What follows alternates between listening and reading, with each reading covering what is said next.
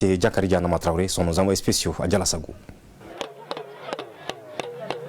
C'est dans une ferveur populaire que le chef de gouvernement a été accueilli à Djalassagou, à une cinquantaine de kilomètres de Bankas. Élus communaux, population dans sa diversité, ont tenu à réserver un accueil exceptionnel à l'hôte du jour. Et le patron de l'administration malienne de se mettre à l'écoute des populations après les courtoisies rendues aux légitimités traditionnelles. Chefs de village, imams, maires, représentants de la jeunesse et des femmes, de se succéder pour égrener les difficultés auxquelles les communautés font face avec un dénominateur commun, l'insécurité.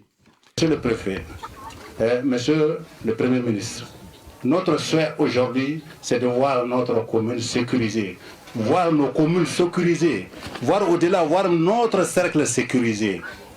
Nous vivons vraiment dans la psychose. Nous avons tous peur. L'arrondissement de Djalassagou souffre aujourd'hui. Nous demandons en tout cas votre appui. Au-delà de l'aspect sécuritaire, la santé, l'éducation et la sécurité alimentaire ont aussi été évoquées. Des préoccupations qui ont rencontré une oreille attentive et des réponses appropriées seront apportées. Jusqu'à présent, Djalassagou avait bénéficié de l'opération Kamadjan, à travers laquelle la ville, le village, avait vu l'installation d'un poste de gendarmerie avec quelques éléments de l'armée de l'air. Le passage de cette opération Kamadjan à l'opération Maliko a fait que on a décidé de procéder à un repli de nos forces de défense et de sécurité pour aller renforcer d'autres postes et d'autres camps plus stratégiques, mais toujours avec l'objectif et l'intention de mieux protéger la population sur un rayon beaucoup plus large. Cela a créé une panique au sein de la population parce qu'elle a vu simplement les forces de défense et de sécurité partir.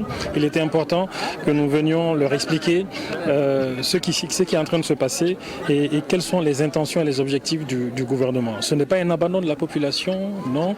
Nous sommes résolument engagés à continuer à la protéger, mais les militaires ont pensé que d'un point de vue stratégique, ils seront plus efficaces en partant renforcer un autre camp, en créant des centres de résistance, des résistances face à l'ennemi, afin que l'ennemi n'arrive même pas près de Djalassagou, à plus forte raison, ennuyer les populations.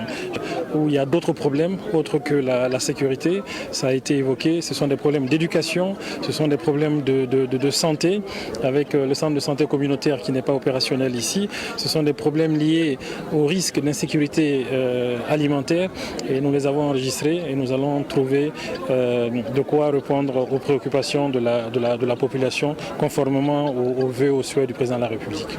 Avant de prendre congé, les populations reconnaissantes de cette visite, le Premier ministre a lancé un message à l'Union autour de l'essentiel, le Mali. Le vivre ensemble, c'est ce qui est le plus important pour nous. Ce vivre ensemble, cette cohésion est menacée fortement ces derniers temps. C'est menacé de par l'insécurité dont on est tous victimes. C'est menacé à travers ces quelques conflits intercommunautaires qui commencent à revenir en la surface.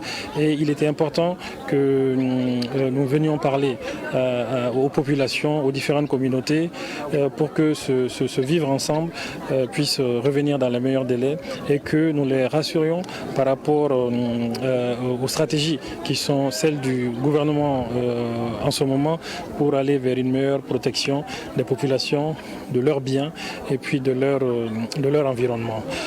Un cheval et des tenues traditionnelles à titre de cadeau et des prières et des bénédictions ont été formulées à la mosquée de Djalassagou.